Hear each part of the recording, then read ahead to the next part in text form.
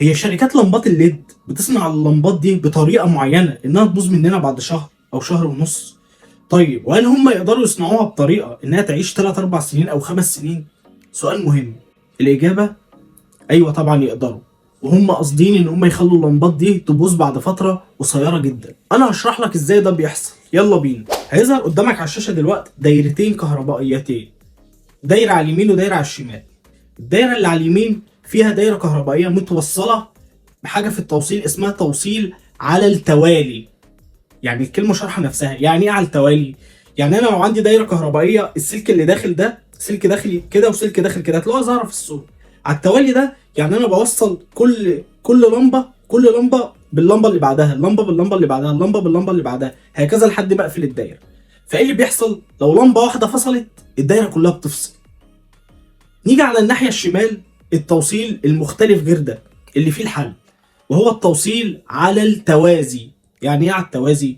يعني كل لمبه في الدايره دي تاخد وصله لوحدها، يعني الدايره تمشي بس كل لمبه وصله منفصله عن الثانيه. فايه اللي يحصل لو لمبه اتحرقت؟ الدايره بقيه اللمبات تشتغل ما يحصلهاش مشكله. طب انا عشان ما لخبطكوش تعالوا نشرح لبعض عملي وافهمكم القصه ماشيه ازاي، وازاي بيعملوا الحركه دي في اللمبات عشان تبوظ بسرعه. يلا بينا. دي لمبه ليد متوصله على التوالي بنفس الطريقه اللي انا بقول لكم عليها، اللي هي الشركه عايزه تشغل دماغها علينا وعايزه تنصب علينا وعايزانا بعد شهر او شهر ونص لو اللمبه كملتهم نروح نشتري لمبه تانيه.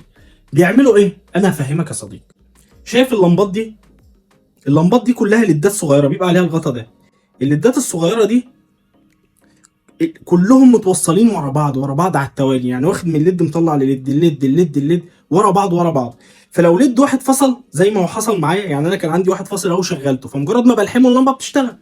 لو ليد واحد فصل، ليد واحد بس، كل الليدات اللي انت شايفها دي تفصل. طيب هل هم يقدروا يحلوا المشكله دي؟ اه طبعا يقدروا. عندي نموذج تاني، اللمبه كنت جايبها من زمان قوي. اللمبه الجميله الصغيره دي متوصله، يعني الشركه اللي صنعها شركه محترمه جدا، انا ما اعرفهاش بصراحه بس شركه محترمه جدا. بص الفرق يا صديقي. بص اللمبه دي قعدت شغاله 4 سنين. بص لما فصلت بقت عامله ازاي. بعد ما فصلت كل الليدات فصل، يعني بدات تفصل ليد وتفضل شغاله، تضعف بس شغاله ما تفصلش لحد اخر ليد ما يفصل اللمبه تطفي. بص الفرق بين اللمبتين، دي لمبه ما كملتش شهرين، شايف كل شكلها سليم ازاي ومحروقه وبايظه. دي لمبه قعدت 4 سنين شغاله ما فصلتش الا لما كل الليدات اللي فيها فصلت. شايفين الفرق يا جماعه؟ ده اللي احنا بنتكلم عليه، ان ليه الشركات دي بتحاول تتعامل معانا كمستهلك ان هم يدوا لنا منتج يبوظ بسرعه.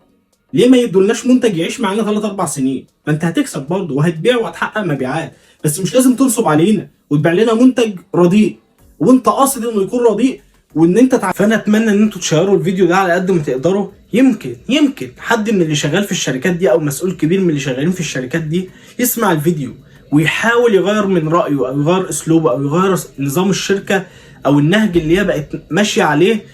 وانا عارف ان ده صعب جدا لان كل الشركات العالميه اغلبها شغاله بنفس النهج ده، اللي هو المنتج اللي يبوظ بسرعه عشان انت تشتريه وتقدر وتغير وهم يكسبهم وهكذا وهكذا وهكذا.